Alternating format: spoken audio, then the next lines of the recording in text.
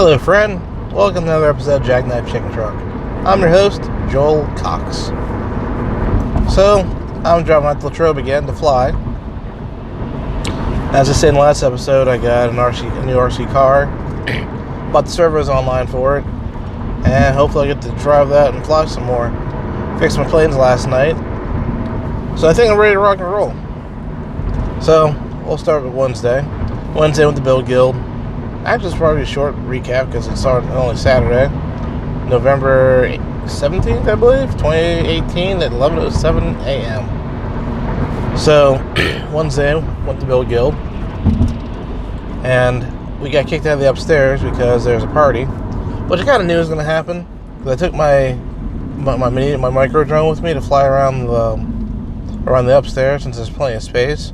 But because I brought that, they had to already rent out that room. Whatever. Thursday we did date night, Tara and I. We went to go see The Girl in the Spiderweb.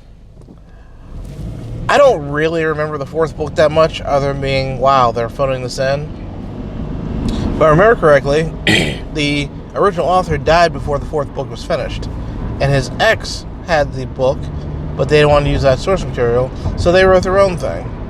And they kind of tried to modernize Elizabeth Salander, which kind of annoyed me. But then I watched the movie, and of course they changed the movie around, big surprise. But as you know, it's one of my biggest pet peeves. I mean, really, well, nobody wants to watch that in a theater movie. But yet, we have all these dramas and all these stupid reality TV shows where we'll watch the stupidest shit for hours on end, or they'll tell me, oh, that's too boring. Yep. So, for an example, we went to see that Churchill movie last year, I think it was last year. And it got kind of slow and boring. But like, they tell me that this is not good movie or whatever, cinema. But then when you have something cool like Ready Player One, where they have like a situation where they have to reenact the movie in virtual reality, I thought that'd be a kind of cool thing to see happen. But no, well, it's too boring to watch someone play a video game. Twitch? I watch people play video games all the time on Twitch. I mean, I've watched Fortnite, I've watched Quake, I watched a game called Overload that I used to play. But my point is, I love that that's a cop-out. Well, you can't just do that, that'd be a bad movie, that'd be bad for visuals. Well, in the movie Deadpool 2, he makes the joke that Domino's mutant ability will not make good cinema, yet they made it look amazing. We live in 2018. If it was 1912 or 1922 or whenever the silent movies were created, then yes, there aren't any special effects to do anything cool. But guess what? We have CGI, we have technology, we have practical effects. Is it Gil Tormo? He did Pacific Rim. He built giant robots to make them look lifelike. So it can be done. I think people just don't want to spend the money. Or they think they know better than the fans. Tara and I had a discussion the other night about fan-made content compared to author-made content. So Wednesday night, I got the Ghost of Christmas Future, aka my friend Eugene, telling me, well, I can either ruin the show French for you in this one sentence, or I can let you find out for yourself. Well, it's impossible for him to ruin the show for me, because I love the characters. And I'm just along for the ride. And it's J.J. Abrams, so I kind of figured he's not going to tie this up well, because he didn't tie Lost up that well. And by not well at all, I mean like he totally shit the bed. So, he basically tells me that in Fringe, they ask all these questions, much like Lost, and they don't answer a lot of these questions. And the show actually got canceled. So they did do like they ended the series, but they left all these unanswered questions. Now, going back to when I was in college and I took my first C programming class, they talked about garbage collection and memory usage, and how when you allocate memory, you have to deallocate memory. Like back in the old old school programming languages, you had to do garbage collection. If you made an array, you had to destroy an array. If you made a variable, you had to destroy the variable. Well, J.J. Abrams has no garbage collection. he'll be like, oh, I'm going to make all these cool things, and then he won't close them. Another thing I noticed was I came to Lost 5 seasons too late. My wife, when we were dating, her and her friend and her friend's brother were all watching Lost together. And the last season was starting in January. So what did I do? I powered through 5 seasons of Lost in 1 month.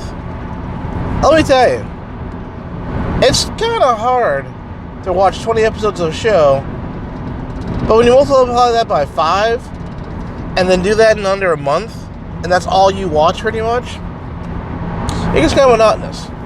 Now, I did burn through Fringe in about a week, the first season, and I'm probably halfway through the second season. I mean, Fringe is fortunately one of those TV shows I can put on the background and enjoy, and just rewind if I think I missed something. But it's just, for me, it's a nice popcorn sci-fi show. But I was talking to Tara about how when a creator doesn't know how to deal with their characters or their storyline, and she tells me how you'll see a lot of fans know more than the creators of the actual characters, and that's kind of sad.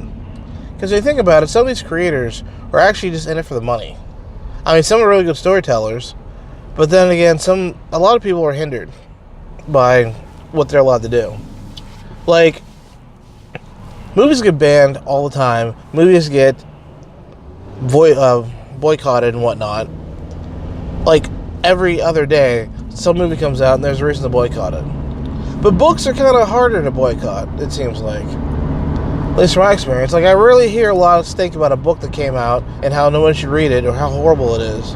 Like, you can do some really shady shit in a book, but do it in a movie and all hell breaks loose. And it's like, medium is just what you put it on. So like, that horror movie, if you put it in a book, you can make it super gory. You put it in TV, you gotta make sure it's okay for children and whatnot. And people have to make sure that everything's okay, because heaven forbid you be a good parent and actually monitor what your kid does. No, we need to punish everybody who doesn't have children so that they can't have good content.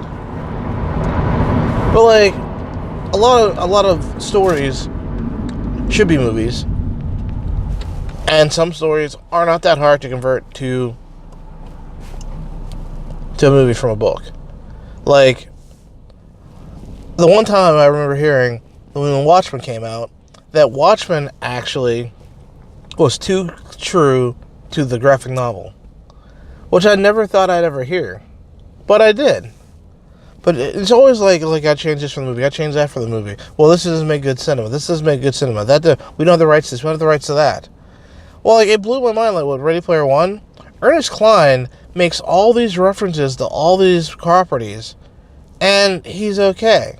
But you do it in a visual medium, and all of a sudden, he doesn't have the rights, so you can't do this, you can't do that. Well, shouldn't there be copyright for print media as well? It's not like he's some guy who sat in his basement and published it himself.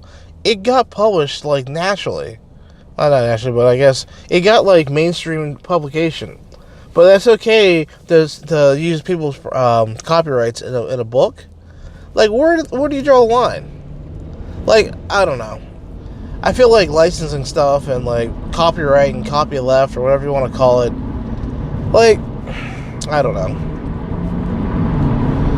I just don't know. It bothers me. Like, I don't know. I like books. I like movies. I like audiobooks. I like podcasts.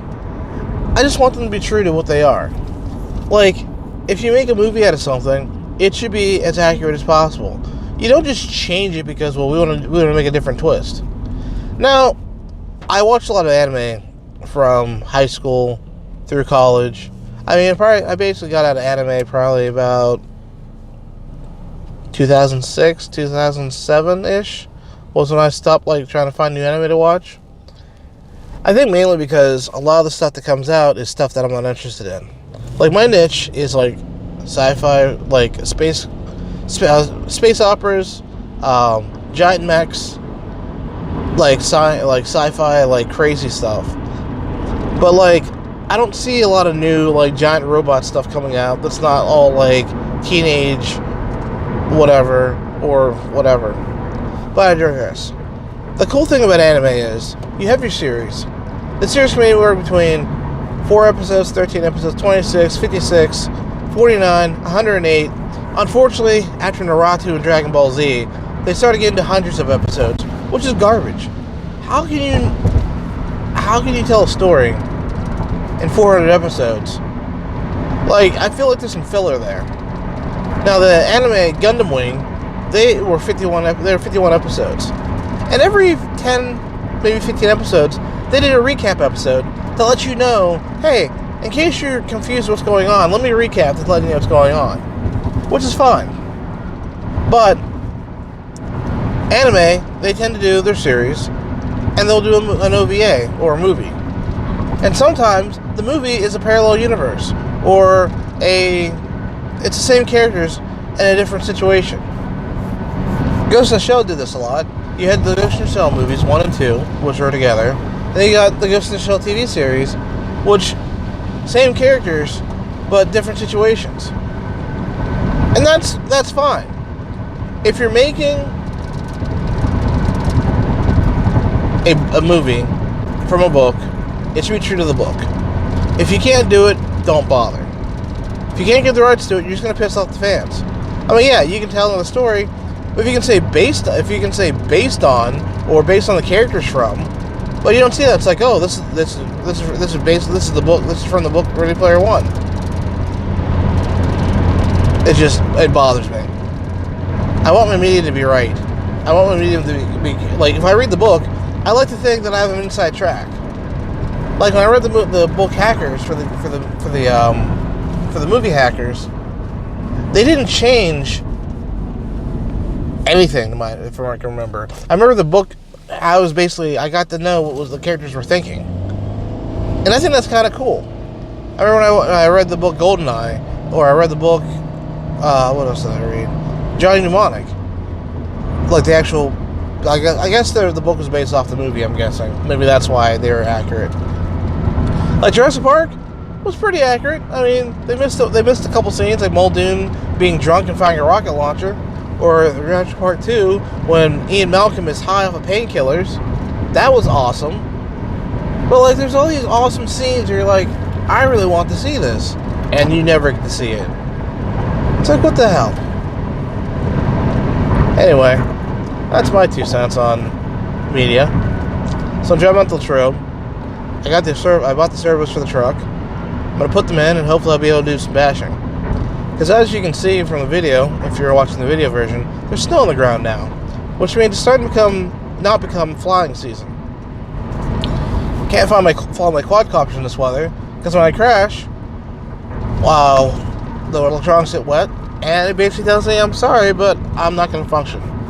Wings apparently are more forgiving, and my friend told me that they actually fly out of his office porch and fly indoors.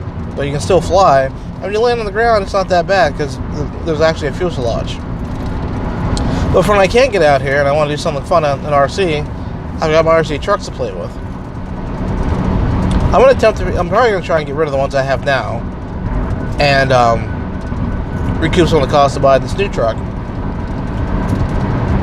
I don't even want to know how much money I've dropped in RC cars since February. Because I think it was the week before Valentine's Day is when I started this whole endeavor. But, like I said, with the weather turning to crap and being a lot of mud and snow, I at least have something to play with outside to do something cool. Also, hopefully I bought a plate off of another friend back in FPV Fest, and I've gotten in the air once since I've had it without the help of my friend. And I crashed into a tree. So I'm hoping today I'll get this thing in the air and actually get some flight in. We'll see. Well, this is probably the longest episode of Jackknife Chicken Truck ever. If you have 14 minutes and 45 seconds, I'll take it. Have a good day. Hope you enjoy the podcast. Let me know, Dave, if it's any good. And also, Dave, music, yay or nay? Or should I just stick with this format? Have a good one, everyone.